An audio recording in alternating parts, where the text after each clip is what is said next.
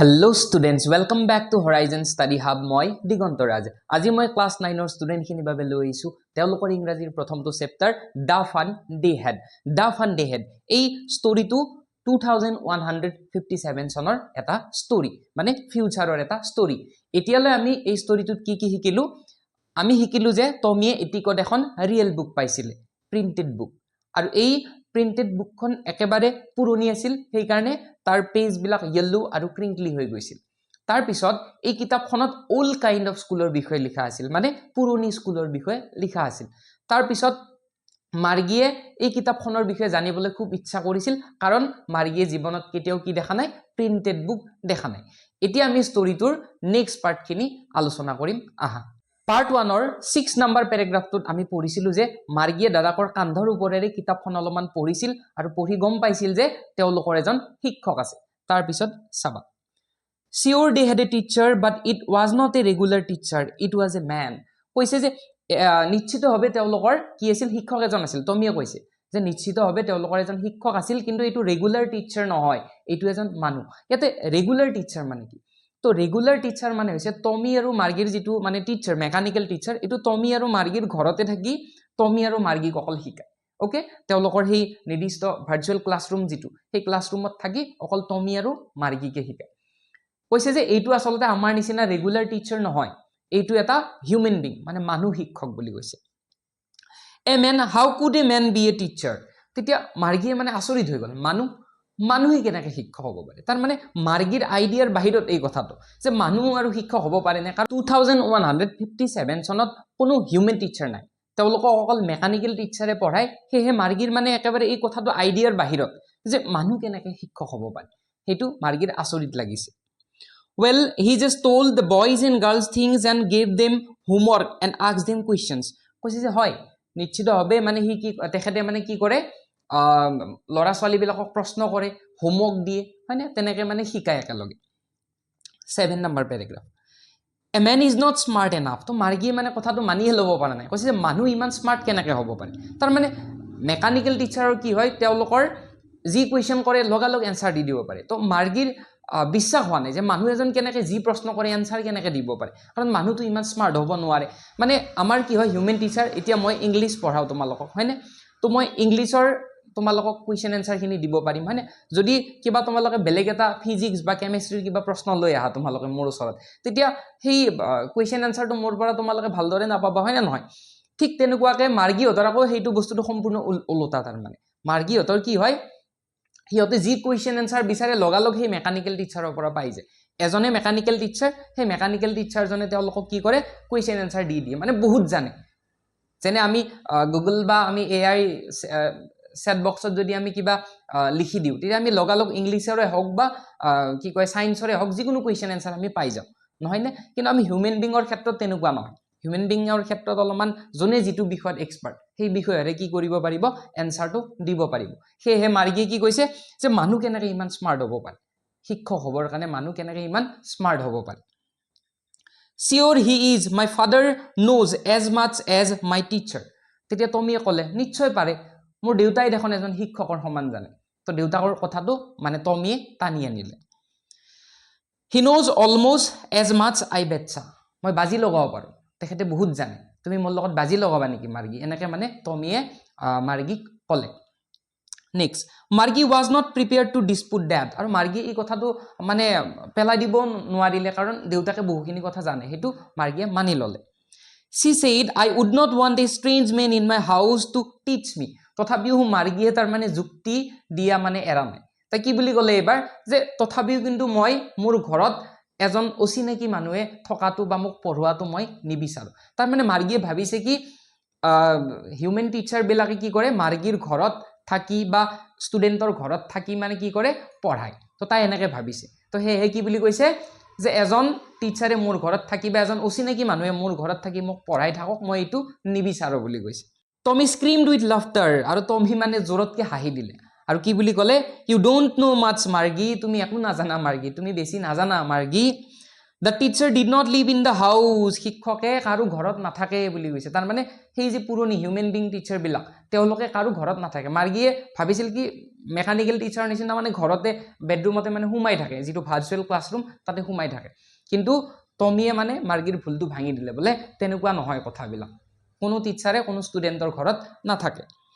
De had a special building and all the kids when they are, তেওঁলোকৰ এটা নিৰ্দিষ্ট building আছে, তেওঁলোকে বা ষ্টুডেণ্টবিলাকে তাতে পঢ়িবলৈ যায়।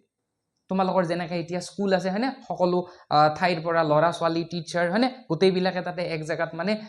লগ হৈ পঢ়া শুনা কৰে এটা ক্লাছৰুমত, নহয় জানো? তো ঠিক তেনেকুৱাকৈ মানে গোটেই ল'ৰা ছোৱালীবিলাকৰ নিৰ্দিষ্ট বিল্ডিং আছে আৰু টিচাৰবিলাকেও তাতে সেই নিৰ্দিষ্ট বিল্ডিঙতহে কি কৰিব যায়, পঢ়াব যায়, কোনো কাৰো ঘৰত নাথাকে। তো হাঁহি কি কয় টমিয়ে মাৰ্গীক এনেদৰে ক'লে। And all the kids learn the same thing sure if they were the same age, আৰু ক'লে যে সকলো ল'ৰা ছোৱালী একেই বস্তু শিকে যদিহে তেওঁলোক একেটা বয়সৰ। যেনে এতিয়া তোমালোকে ক্লাছ 9ৰ ষ্টুডেণ্ট নহয় জানো, ক্লাছ 9ৰ তোমালোকৰ বেটছৰ হয়তো 30, 40, 50, 60 ষ্টুডেণ্টছ আছে নহয় জানো। এতিয়া সেই ষ্টুডেণ্টখিনিৰ বয়স প্ৰায় একেই তোমালোকৰ, নহয় জানো? তোমালোকৰ ক্লাছমেটবিলাকৰ বয়স তোমাৰ নিচিনাই মানে ছেম হয়নে। এতিয়া এই ছেম বয়সৰ ল'ৰা ছোৱালীবিলাকে একেটা বস্তু শিকে। তাৰমানে তোমালোকক এতিয়া ক্লাছত এজন টিচাৰে সোমাই কি শিকায়, একেটা বস্তুৱে নিশিকাই জানো, এটা চেপ্টাৰে শিকাই থৈ যায় হয়নে, নে বেলেগ বেলেগকৈ শিকায়? 60 ষ্টুডেণ্ট আছে যদি 60কে বেলেগ বেলেগকৈ শিকাব নেকি? নিশিকায়, একেটা বস্তু শিকাই থৈ যায়, এটা অংকই শিকাই থৈ যায়, নহয় জানো? তো এই কথাটো কৈছে, আৰু যদিহে তেওঁলোক সমবয়সৰ হয় তাৰমানে। নেক্সট 8 নম্বৰ পেৰাগ্ৰাফ চাবা। বাট my mother says a teacher has to be adjusted to fit the mind of each boy and girl it teaches and that each kid has to be taught differently. কিন্তু মোৰ মায়ে দেখোন কয় যে সকলো ল'ৰা ছোৱালীক মানে বেলেগ বেলেগ ধৰণে পঢ়াব লাগে, কাৰণ সকলো ল'ৰা ছোৱালীৰ মানে বুজি পোৱা ক্ষমতাটো বেলেগ বেলেগ ধৰণৰ হয়নে, কেপাচিটি বা কাৰ কিমান কেপাচিটি, কোনোবাই শ্ল' লাৰ্ণাৰ থাকে আৰু কিছুমান ফাষ্ট লাৰ্ণাৰ থাকে মানে। তোমালোকৰ ক্লাছতে এতিয়া কোনোবাই পটককৈ কথা এটা কোৱাৰ লগে লগে বুজি পায়, আকৌ কোনোবাই সেই কথাটো বুজি পাওঁতে অলপমান টাইম লাগে, তাক ছিংগলকৈ যদি তাক বুজাই দিয়া হয় তেতিয়া বুজি পায়, হয়তো ক্লাছৰুমৰ ভিতৰত সি বুজি নাপায়। তো তেনেকুৱা শ্ল' লাৰ্ণাৰ ফাষ্ট লাৰ্ণাৰ থাকে। তো মাৰ্গীয়ে কৈছে মোৰ মায়ে দেখোন কয় সকলো ল'ৰা ছোৱালীক তেওঁলোকৰ মানে লেভেলটো চাই বা তেওঁলোকৰ এডজাষ্ট হোৱাকৈ মানে পঢ়াব লাগে। কিন্তু এটা ক্লাছৰুমত যদি গোটেই ল'ৰা ছোৱালীক একেলগে বহাই পঢ়ায় তেতিয়াহ'লে সেই এডজাষ্টমেণ্টটো নাথাকে দেখোন, মানে সকলোকে যে বেলেগ বেলেগ ধৰণে পঢ়াব লাগে সেই এডজাষ্টমেণ্টটো দেখোন নাথাকে।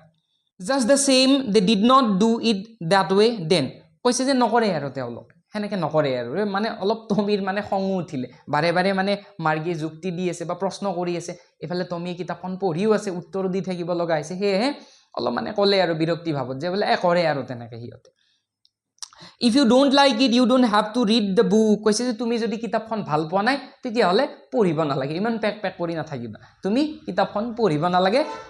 যদি বেয়া পাইছে। আই ডিড নট চে আই ডিড নট লাইক ইট, মাৰ্গী চে ইট কুইকলি, আৰু মাৰ্গীয়ে পটককৈ ক'লে মইতো কোৱা নাই মই বেয়া পাওঁ বুলি। তো দাদাকৰ মানে আৰু কি কয় ভনীয়েকৰ মানে যিটো বণ্ডিং সেইটো অলপমান ইয়াতে দেখুওৱা আহিছে।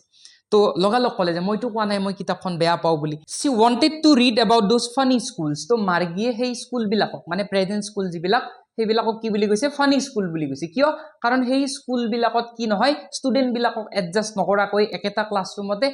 এজন টিচাৰ মানে একেটা বস্তুৱে শিকায়, কাকো মানে এডজাষ্ট লেভেলটো চাই নলয়, তাৰমানে কোনে কিমান জানে কিমান নাজানে, কাৰ কোনটোত ইণ্টাৰেষ্ট আছে কোনটোত ইণ্টাৰেষ্ট নাই, সেই কথাবিলাক নোচোৱাকৈ তাৰমানে সকলোকে একেটা বস্তুৱে শিকোৱা হয়। তো সেয়েহে তাই এই ফানি স্কুলবিলাকৰ বিষয়ে আৰু বেছিকৈ পঢ়িবলৈ তাইৰ মন গৈছে।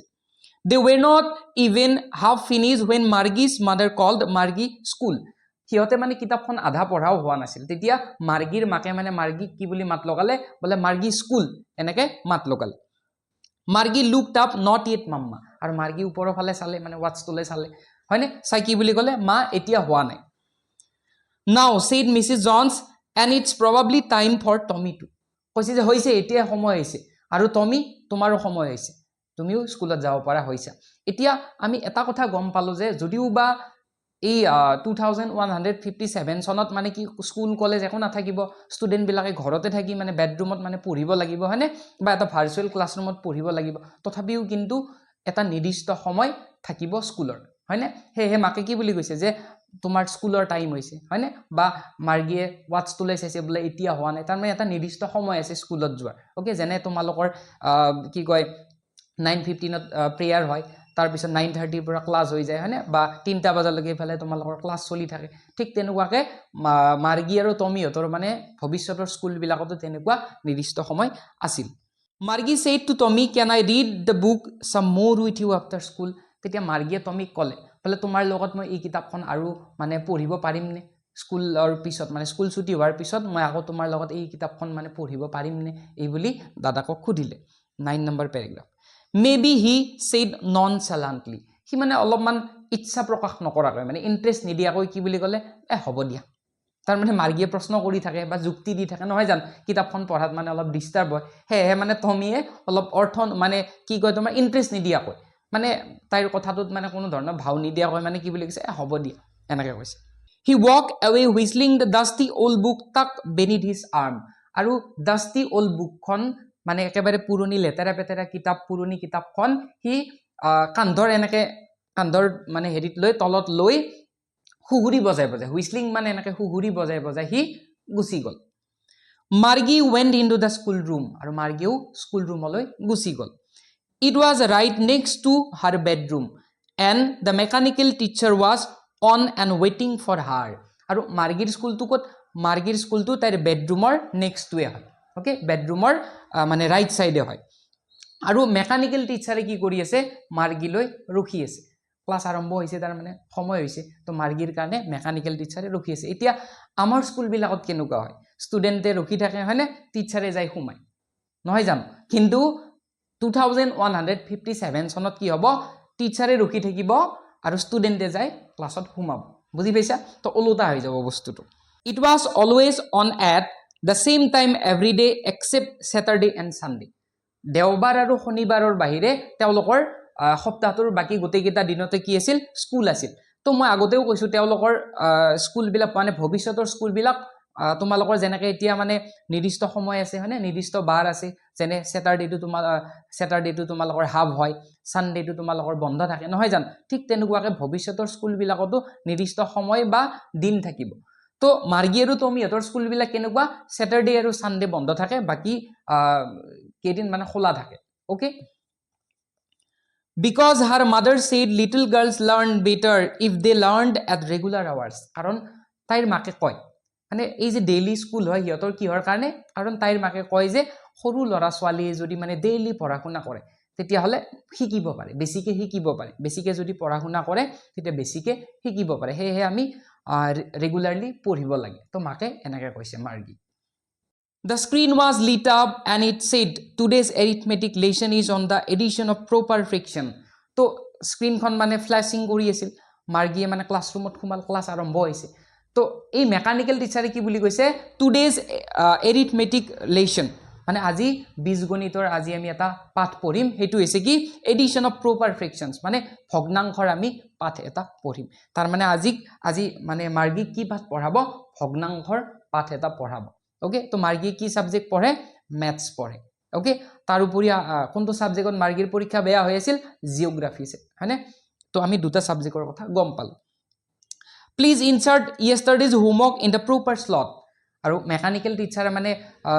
কি কয় আদেশ দিলে কি বুলি যে অনুগ্ৰহ কৰি যোৱাকালিৰ গৃহকাৰ্যখিনি proper slot মানে slotত ভৰাই দিয়ে না নাই গৃহকাৰ্য আৰু টেষ্ট পেপাৰ বিলাক তো slotত ভৰাই দিয়া বুলি কল আমি যেনেকৈ তোমালোকক কিবা হোমৱৰ্ক দিলে কি কয় নেক্সট দিনা ক্লাছত খোদো কোনে কোনে হোমৱৰ্ক কৰি আনিছা কপিজখিনি দিয়া হয়নে তো মাৰ্গীহঁতৰ মেকানিক্যাল টিচাৰে কি সুধিব তেওঁলোকক মানে হোমৱৰ্কৰ কথা সুধিব okay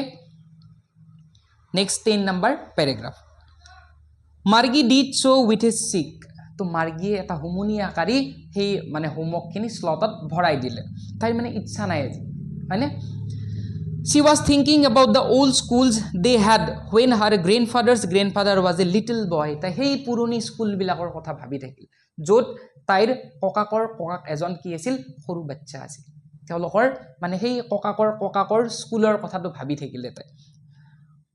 All the kids from the whole neighborhood came laughing and shouting in the schoolyard, sitting together in the schoolroom, going home together at the end of the day. আৰু তাই কি ভাবি থাকিলে যে সেই গোটেই